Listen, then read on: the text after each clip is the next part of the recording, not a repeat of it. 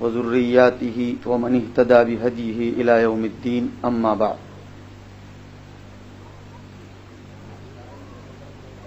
حضرت مفتی صاحب جن ابواب کو سنا رہے تھے، میں نے مناسب سمجھا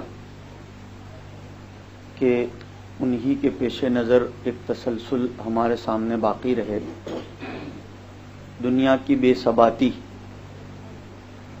دنیا کی بے قراری اور دنیا کا زوال، دنیا کا فنا، اس کو ہمیشہ نبی کریم صلی اللہ علیہ وسلم اپنے صحابہ کرام کے سامنے ذکر فرماتے رہے، بلکہ ان جذبات کو حضور نے صحابہ کے دلوں میں پلایا. ہمیشہ ہر موڑ پر آپ نے اس بات کی کامیاب ترین اور مکمل ترین کوشش فرمائی کہ قیامت تک آنے والی انسانیت دنیا کو ہیچ اور دنیا کو فنا ہونے والی، دنیا کو اپنی ایک وقتی گزرگاہ سمجھے. اور اس کی بڑی اچھی تعبیر جناب نبی کریم صلی اللہ علیہ وسلم نے اپنی ایک روایت میں فرمائی، جس کو امام ترمذی نے نقل فرمایا ہے کہ کن فی الدنیا کأنک غریب او عابر سبیل. دنیا میں مومن کو کس طرح رہنا چاہیے؟ گویا وہ ایک اجنبی ہے، ایک مسافر ہے. میں یہاں مسافر ہوں، 1 مہینے کے لیے آیا ہوں، وہ بھی اللہ تعالیٰ نے اگر زندگی مقدر کی ہو تو یہاں میں اپنا پورا ساز و سامان، اپنے گھر کا فرنیچر، اپنی ضرورت سے زائد چیزوں کو لے کر نہیں آتا. بے وقوفی سمجھی جاتی ہے اس شخص کی جو سفر میں اپنی ضرورت سے زیادہ سامان لے کر جائے، بلکہ ضرورت میں بھی انسان لمیٹیشن کرتا ہے. جتنی زیادہ ہو سکے اتنی کم اپنی ضرورتوں کو وہ لمیٹیٹ کر کے اپنے ساتھ سامان کو لے جاتا ہے. حضور نے فرمایا تم اس طرح دنیا میں رہو گویا کہ تم مسافر ہو، تم اجنبی آدمی ہو. اور اجنبی شخص میں محدثین نے ایک بڑی قیمتی بات یہاں یہ بھی لکھی ہے کہ اجنبی شخص یہ ڈر ڈر کر رہتا ہے. اجنبی شخص اپنے مال و متاع اور اپنے سامان کے بارے میں ہمیشہ احتیاط کے ساتھ کیئرفل رہتا ہے کہ میں اجنبی ہوں، یہاں میرا یہاں کوئی نہیں اور میں یہاں کسی کا نہیں، میرا یہاں کوئی نہیں اور میں یہاں کسی کا نہیں، میں اجنبی ہوں، میرا سامان کب لٹ جائے، میرے سامان کو کوئی کب لے لے، اور میرے سامان پر ہمیشہ لوگوں کی نگاہ رہتی ہے. بس مومن بھی دنیا میں اپنی متاع ایمان کے بارے میں، اپنی ایمان کی پونجی کے بارے میں، اللہ کی طرف سے اس کے قلب پر اتاری جانے والی عنایات اور اللہ کی طرف سے اس کے دل پر جتنے بھی الطاف اور اکرام ہوتے ہیں اس کے بارے میں وہ ہمیشہ کیئرفل رہتا ہے کہ دنیا کے دشمن کب مجھ سے یہ متاع کو لوٹ لیں، کچھ نہیں کہا جا سکتا.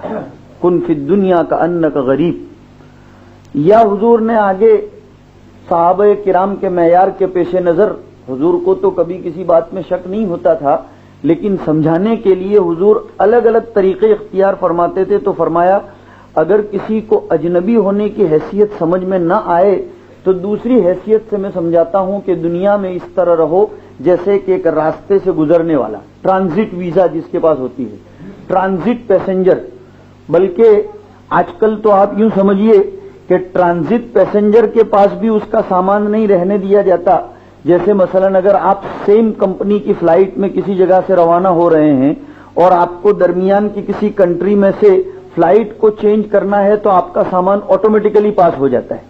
آپ کو سامان لینے کی پھر اس کو دوسرے فلائٹ میں منتقل کرنے کی ضرورت نہیں ہے، یہ ڈائریکٹ کمپنی کر لیتی ہے. آپ خفیف المتاع، اپنے پاس سامان کم اور آدمی بالکل ہلکا پھلکا ہو کر ایئرپورٹ کو چینج کرتا ہے یا ٹرمینل کو چینج کرتا ہے. حضور نے فرمایا دنیا میں مومن کو بھی راستہ گزرنے والے کی طرح ہونا چاہیے کہ گویا وہ راستے سے گزر رہا ہے، اس کے پاس زیادہ سامان نہیں ہونا چاہیے. تو بہرحال ہم یہ عرض کرنا چاہتے ہیں کہ اللہ کے رسول علیہ الصلاۃ والسلام نے مکمل اس بات کی اپنی پوری زندگی کوشش کی کہ دنیا کی بے ثباتی کو لوگوں کے ذہنوں میں بٹھائیں. چنانچہ اسی کے پیش نظر ایک روایت سیدنا ابو ہریرہ رضی اللہ تعالیٰ عنہ کی امام مسلم نقل فرماتے ہیں کہ قال رسول اللہ صلی اللہ علیہ وسلم الدنیا سجن المؤمن و جنت الکافر. دنیا یہ مومن کے لیے قید خانہ ہے. سارا معاملہ حل کر دیا. حالات کی شکایت کرنا، मुसीबतों की शिकायत करना, प्रॉब्लम्स का और सरकमटेंसेस का रोना रोना, और दुनिया में मुख्तलिफ किस्म की इंसान पर जो भी मुसीबतें आती हैं हमेशा इंसान उसकी कंप्लेन करता है। हुजूर ने एक ही जुमले में उसका जवाब दे दिया कि हम अगर उस हैसियत को मद्देनजर रखकर दुनिया में जिंदगी गुजारते हैं जो हुजूर ने इरशाद फरमाई कि दुनिया तो तुम्हारे लिए कैद खाना है और कैद खाने में अपनी मर्जी के खिलाफ जिंदगी गुजारना पड़ती है, कैद खाने में परहेज की जिंदगी गुजारनी पड़ती है, कैद खाने में वही खाना खाना पड़ता है जो जेलर और अफसर की तरफ से इजाजत दी जाए। बल्कि आप हजरात भी इससे वाकिफ होंगे कि अगर कोई दोस्त, अगर कोई घर का रिश्तेदार अगर मिलना चाहे तो उसको भी इजाजत लेनी पड़ती है जेलर और अफसर से, अपॉइंटमेंट लेना पड़ता है। अगर वो कोई खाना देने के लिए आए, अगर इफ्तारी के लिए खजूर भी दिया जाता है तो उसको भी चेक किया जाता है कि भाई ये खजूर कैसा दिया जा रहा है। कोई खत अगर या कोई मैसेज अगर पास किया जाता है तो उसको भी पढ़ा जाता है कि भाई ये मैसेज जो कैदी के सामने दिया जा रहा है वो उसको दिए जाने के काबिल भी है या नहीं। बहुत एहतियात के साथ एक एक कदम फूंक फूंक कर कैदी को रखना पड़ता है। वो एक मिनट भी अपनी मर्जी के मुताबिक नहीं गुजार सकता। उसका खाना पीना, उसका रहना सहना, ये सब उसके जेलर और उसके अफसर की इजाजत पर मौकूफ होता है। बस यही पूरी मिसाल है मोमिन की कि मोमिन इस दुनिया में जेल खाने में है। अब ये यहां अपनी मर्जियात के मुताबिक जिंदगी नहीं गुजार सकता। उसको खाने से पहले भी शारे अलैहिस्सलातु वस्सलाम की इजाजत लेनी पड़ेगी कि मैं ये चीज खा सकता हूं या नहीं खा सकता, मैं ऐसे रह सकता हूं या नहीं रह सकता। जेल की जिंदगी ये बड़ी मुसीबत की जिंदगी होती है। जेल की जिंदगी ये बड़ी कठिनाइयों की जिंदगी होती है। उसमें सोने के लिए भी बहुत लिमिटेड जगह दी जाती है। बस ऐसे ही मोमिन भी दुनिया के अंदर ऐशो इशरत की जिंदगी नहीं गुजार सकता। उसके लिए तो यहां जेल खाना है। लेकिन कोई जरूरी नहीं है। अल्लामा इब्न हजर अस्कलानी रहमतुल्लाह अलैह ने बहुत कीमती बात लिखी है कि जरूरी नहीं है कि जेल में रहने वाला हर शख्स कसूरवार हो।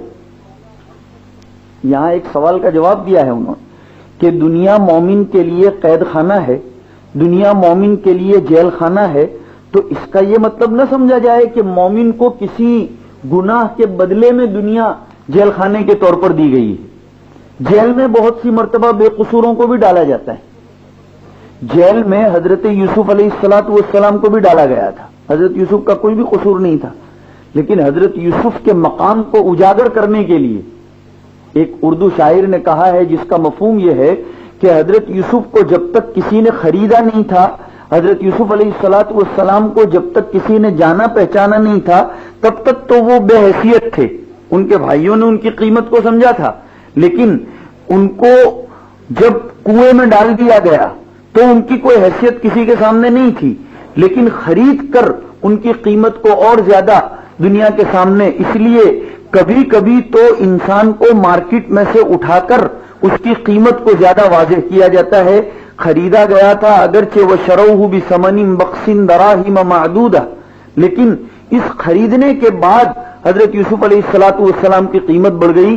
और बहुत अच्छी बात हजरत मौलाना मंजूर साहब नौमानी रहमतुल्लाह अलैह ने लिखी है कि अजीज मिस्र ने हजरत यूसुफ अलैहिस्सलातु वस्सलाम को खरीद लिया था, लेकिन उन्होंने हजरत यूसुफ की निगाहों से भांप लिया था, इसलिए कि वो सियासी शख्स था। सियासी शख्स, मुतदब्बिर शख्स, पॉलिटिक्स की दुनिया में अपनी जिंदगी को जो आदमी गुजारता है, जो जमाने के नशेब व फराज को देखता है, वो किसी की निगाह को देखकर भांप लेता है कि ये आदमी किन सलाहियतों का मालिक है। वरना जरा कुरान से हजरत मौलाना मंजूर साहब ने बहुत जोरदार इस्तेदलाल किया है कि हजरत यूसुफ अलैहिस्सलातु वस्सलाम को एक गुलाम के तौर पर उसने खरीदा, लेकिन किसी गुलाम के बारे में अपने घर की बीवी को यह नहीं कहा जाता कि अक्रीमी मसवा।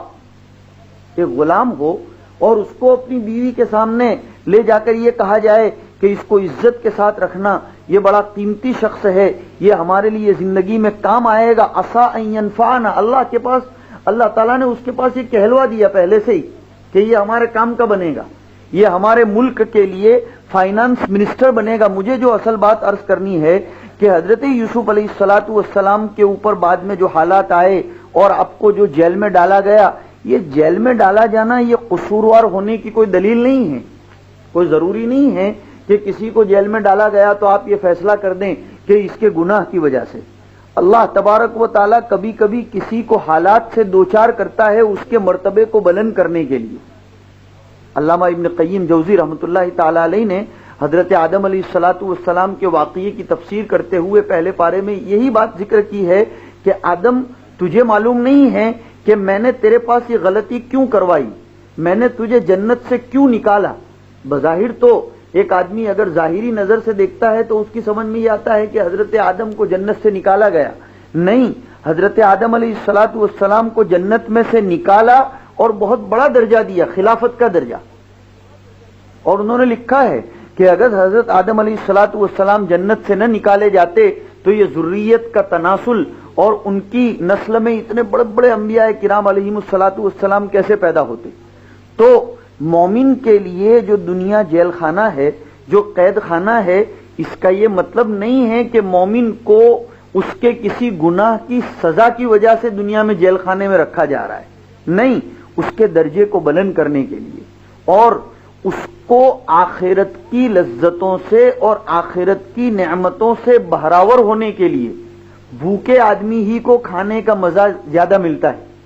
ایک آدمی کا پیٹ سیر ہو, پھر اس کے سامنے آپ کتنی قیمتی چیزیں رکھیں لیکن اس کو مزہ نہیں آتا کھانے میں, اس کو لذت بھی نہیں ملتی, اس کو تو بلکہ مستی چڑھتی ہے. وہ اس میں کچھ نہ کچھ خامی نکالتا ہے, وہ اس میں کچھ نہ کچھ انگلی کرتا ہے. لیکن ایک بھوکا آدمی ہوتا ہے تو اس کو کھانے کا لطف ملتا ہے, اس کو کھانے کی لذت ملتی ہے. اس لیے مفسرین نے ایک آیت کریمہ کی تفسیر میں لکھا, قل ہی للذین آمنوا فی الحیات الدنیا خالصۃ یوم القیامہ. خالصتاً کا تعلق یوم القیامت سے جوڑا ہے کہ الذین آمنوا کے لیے, مومنین کے لیے تو دنیا کے منافع اور مومنین کے لیے دنیا کی لذتیں, مومنین کے لیے دنیا کی نعمتیں یہ مشترکہ طور پر ہیں. کیا مطلب؟ دنیا کی لذتوں سے, دنیا کی نعمتوں سے, دنیا کے ساز و سامان سے مومن اکیلا لطف اندوز نہیں ہوتا, کافروں کے لیے بھی اس میں مزے رکھے گئے ہیں. لیکن آخرت کے اندر ہی خالصۃ یوم القیامہ, قیامت کے دن اور آخرت کے اندر یہ چیزوں کی لذت اور یہ چیزوں کے فائدے صرف اور صرف مومنین کے لیے ہوں گے. وَكَانَ بِالْمُؤْمِنِينَ رَحِيمًا. رحمان اور رحیم کے درمیان کا فرق ہمارے علماء نے یہی ذکر کیا کہ رحمان یہ دنیا میں بھی اور آخرت میں بھی, رحمان یہ کافروں کے لیے بھی اور مومنین کے لیے بھی, لیکن آخرت میں اللہ کی صفت رحمت صرف اور صرف مومنین کے لیے ہوگی. وَكَانَ بِالْمُؤْمِنِينَ رَحِيمًا. تو دنیا یہ مومن کے لیے جیل خانہ ہے, قید خانہ ہے. اور جیسے جیل میں رہنے والے آدمی کو تکلیفوں کا مقابلہ کرنا پڑتا ہے, مصیبتوں سے گزرنا پڑتا ہے, ویسے مومن پر بھی دنیا میں حالات آتے ہیں, اس کی مرضی کے خلاف, اس کی طبیعت کے خلاف اس کے اوپر حالات آتے ہیں. اور جنت الکافر, کافر کے لیے تو دنیا بہرحال پارک ہے. پارک میں آدمی آزاد زندگی گزارتا ہے. پارک میں کوئی کسی کو کچھ کہنے والا نہیں, کوئی کسی کو کچھ دیکھنے والا نہیں, کوئی دیکھے بھی تو اس کی کوئی پکڑ نہیں کرتا, بھائی یہ تو پارک ہے, یہ تفریح گاہ ہے. تفریح گاہ کا مطلب یہ ہوتا ہے کہ آدمی آرام اور اطمینان کے ساتھ, آزادی کے ساتھ زندگی گزارے, اور جیل میں یہ بات نہیں ہوتی. قرآن مجید نے جناب نبی کریم صلی اللہ تعالی علیہ وسلم نے یہ جو باتیں ارشاد فرمائی وہ قرآن ہی کی آیات کی تفسیر ہیں. اس لیے ہم گزشتہ کل ایک آیت کریمہ پڑھ چکے, سن چکے تراویح میں کہ قل لا يستوي الخبيث والطيب ولو اعجبك كثرة الخبيث. مومن کو ایک پیغام دیا گیا ہے حضور کے واسطے سے کہ آپ یہ کہہ دیجئے کہ ناپاک اور پاک, حلال اور حرام مال یہ دونوں برابر نہیں ہو سکتے. حلال مال اور حرام مال یہ دونوں برابر نہیں ہو سکتے.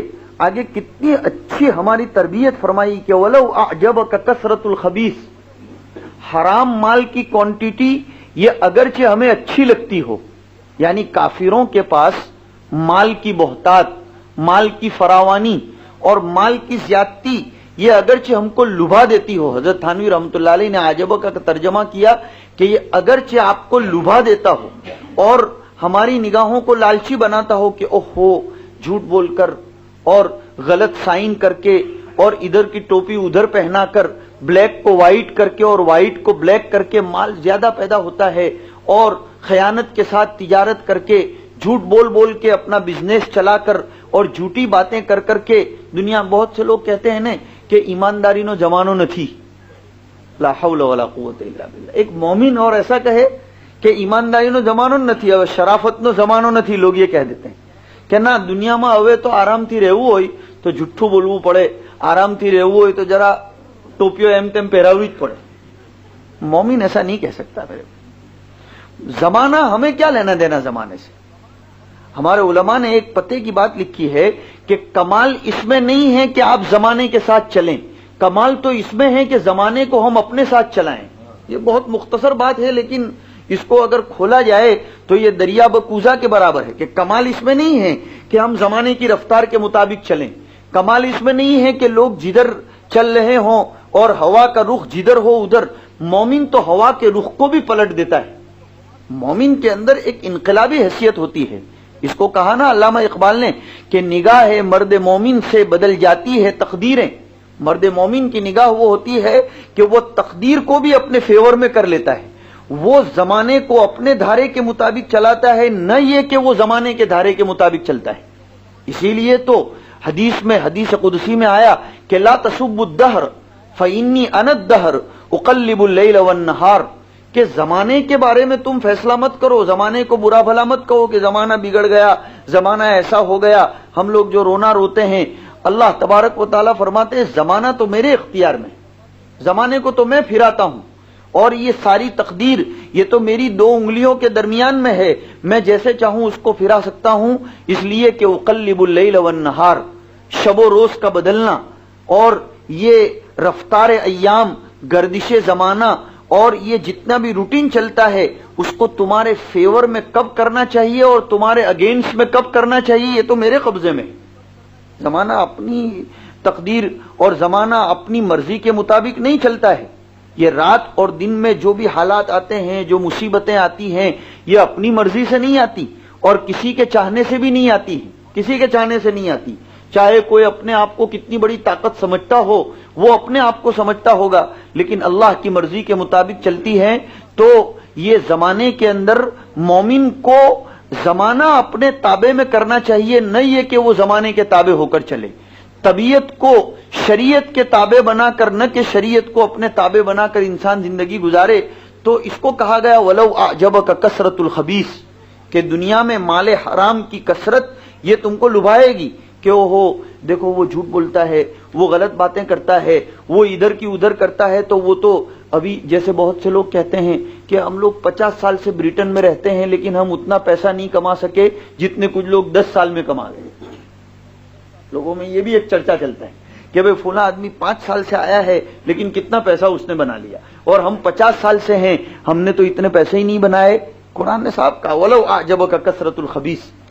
اور ایک جگہ قرآن مجید ایک معیار بتاتا ہے. ہماری پوری تربیت کی ہے کتاب اور سنت نے.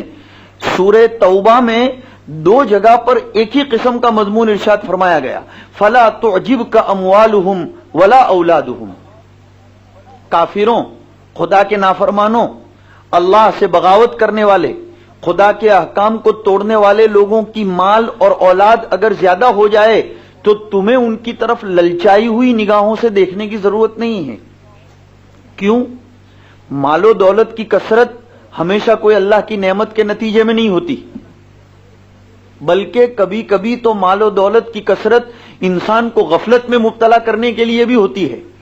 الہاکم التکاثر حتی زرتم المقابر. مال و دولت کی کثرت نے تم کو غفلت میں ڈال دیا، لہو و لعب کی زندگی میں ڈال دیا، یہاں تک کہ آدمی قبرستان میں جاتا ہے وہاں بھی وہ اسی کی شکایت.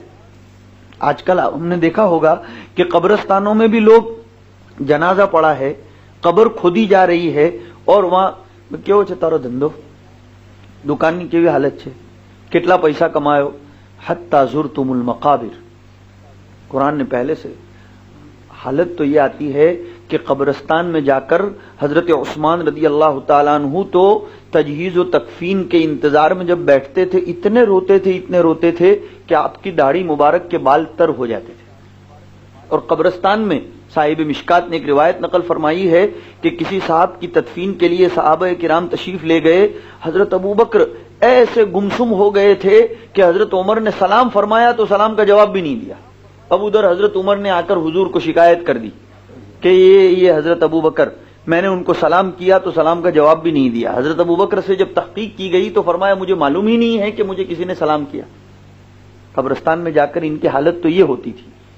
اور حضور نے ایک روایت میں یہ ارشاد فرمایا کہ میں نے پہلے تم کو قبرستان جانے سے منع کیا تھا، انی نہیتکم عن زیارت القبور.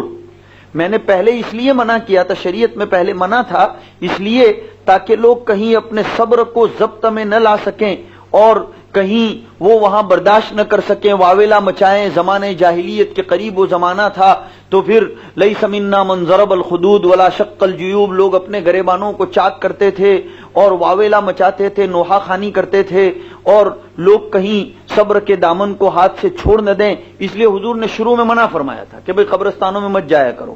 لیکن بعد میں حضور نے فوراً فرمایا کہ الا فزور القبور فانھا تذکرکم بالموت. قبرستان جایا کرو اس لیے کہ قبرستان جانا یہ تمہیں قبر یاد دلائے گا، تمہیں موت یاد دلائے گا. مومن کو میں نے دیکھا، میں ایک دفعہ نرولی گیا تھا، سورت ضلع میں ایک گاؤں ہے ترکیسر کے قریب نرولی. میں نے وہاں دیکھا، مجھے بہت تعجب ہوا کہ بہت سے لوگ ابھی بھی اللہ سے کتنے ڈرنے والے ہوتے ہیں. ایک صاحب مجھے قبرستان لے گئے اور کہا مولوی صاحب میں نے یہ میری قبر کھدوا کر تیار رکھی اور روزانہ میں یہاں آ کر آدھے گھنٹے کے لیے لیٹتا ہوں اور اپنی قبر کو یاد کرتا ہوں کہ مجھے یہاں آ کر سونا ہے. وہ صاحب ابھی حیات ہیں، زندہ ہیں، لیکن انہوں نے مجھے بتایا اور انہوں نے پھر مجھے یہ بھی کہا تھا کہ میں آپ کے سامنے اپنی بزرگی بتانے کے لیے نہیں کہتا اور اس لیے نہیں کہتا کہ آپ مجھے کوئی بڑا مانیں اور میرے زہد و قناعت کے آپ قائل ہو جائیں، لیکن میں یہ بتانا چاہتا ہوں کہ آپ کو بھی اس سے کچھ سبق ملے اور دنیا والوں کو بھی یہ پیغام دینا چاہیے. انہوں نے اپنی قبر کھدوا کر تیار رکھی ہے، روزانہ آدھا گھنٹہ وہ وہاں جا کر، وہ عام قسم کا آدمی ہے، عام قسم کا، لیکن اللہ کا خوف جب کسی کے قلب میں گھر کر جاتا ہے تو پھر، اور انہوں نے کہا رات میں بھی میں اپنے گھر کی لائٹ کو بجھا کر اپنے بستر پر یہی تصور کرتا ہوں. یہی تو امام بخاری کی تعلیقات میں روایت ملتی ہے کہ حاسبوا انفسکم قبل ان تحاسبوا. اور گجرات میں بہت سی جگہوں پر چھوٹے چھوٹے بینرز چھپے ہوئے آپ نے بھی کبھی پڑھے ہوں گے کہ نماز پڑھیے قبل اس کے کہ آپ کی نماز پڑھی جائے. اس جملے کا مطلب کیا ہوتا ہے؟ نماز پڑھیے قبل اس کے کہ آپ کی نماز پڑھی جائے، یعنی آدمی اپنی زندگی کو بنا لے اس سے پہلے کہ ہمارے سامنے بھی کوئی جنازے کی نماز پڑھنے والا، ہم جنازے کی شکل میں لیٹے ہوئے ہوں اور لوگ ہماری نماز پڑھیں. ہم لوگوں کو اپنے کندھوں پر اٹھائیں اس سے پہلے کہ کوئی ہم کو اپنے کندھے پر اٹھانے والا بنے. اس لیے موت کو یاد کرنا چاہیے میرے بھائیوں. یہ دنیا کیا حیثیت رکھتی ہے؟ اللہ تعالیٰ فرماتے ہیں کہ یہ مال اور دولت کی زیادتی یہ تو انما یرید اللہ لیعذبہم بہا فی الحیات الدنیا. اللہ تعالیٰ یہ چاہتے ہیں کہ مال و دولت کی زیادتی کے ذریعے دنیا کی زندگی میں ان کو عذاب میں مبتلا کریں. کیا مطلب؟ مال و دولت انسان کے لیے کبھی ٹینشن ہوتا ہے. حضرت تھانوی رحمۃ اللہ تعالی علیہ نے یہاں ایک سوال اٹھایا ہے کہ مال و دولت کی زیادتی اور اس پر جو ٹینشن آتا ہے، بہت اچھی بات انہوں نے لکھی ہے، غور کے ساتھ سننے کی ضرورت ہے اس کو، کہ مال اور اولاد، مال و دولت، اولاد، بزنس اور انسان کے پاس دنیا میں جو بھی نعمتیں ہوتی ہیں اس کو ٹینشن کا باعث سمجھنا، اس کے ذریعے انسان تکلیف میں مبتلا ہوتا ہے. تو یہ تو کافروں کے لیے بھی ٹینشن ہوتا ہے، مومنوں کے لیے بھی ٹینشن ہوتا ہے. مومن کو بھی اولاد کا ٹینشن نہیں ہوتا ہے، مال کی اور دولت کی فکر ہوتی ہے. اور اللہ تعالیٰ یہ ارشاد فرماتے ہیں کہ میں کافروں کو مال و دولت دے کر ان کو دنیا میں ٹینشن میں رکھنا چاہتا ہوں. لیعذبہم بہا فی الحیات الدنیا، 2 جگہ پر سورہ توبہ میں یہ بات آئی. تو کافروں کے لیے ہی تھوڑا ٹینشن ہے مال و دولت، مومنوں کے لیے بھی ہے. حضرت نے اللہ تعالیٰ کی طرف سے دیے ہوئے الہامی علوم کے نتیجے میں جواب دیا کہ مومن کو اگر اپنے مال اور اولاد اور دولت کی وجہ سے کوئی فکر ہوتی ہے، کوئی ٹینشن ہوتا ہے، تو یہ فکر اس کے لیے آخرت میں درجات کی بلندی کا ذریعہ بنتی ہے. مومن کو اگر اپنی اولاد کی فکر ہوتی ہے، ذرا یہاں سوچنے کی ضرورت ہے کہ مومن کو اگر اپنی اولاد کی وجہ سے رونا پڑتا ہے، اولاد کی وجہ سے روتا وہی ہے جس کو آخرت کی فکر ہو. حضرت نے آگے یہ بات لکھی ہے کہ اولاد کی وجہ سے روتا وہی ہے جس کو آخرت کی فکر ہو. جس کو آخرت کی فکر نہ ہو اس کو کیا ہے، اولاد اپنی جگہ زندگی گزار رہی ہے. یہ مغربی کلچر میں آپ نہیں دیکھتے کہ 18 سال کے بعد اولاد کو باپ سے کیا لینا دینا، باپ کو اولاد سے یہ تقابل کیا ہے کہ یہاں اولاد کی کسی کو کوئی فکر نہیں ہے.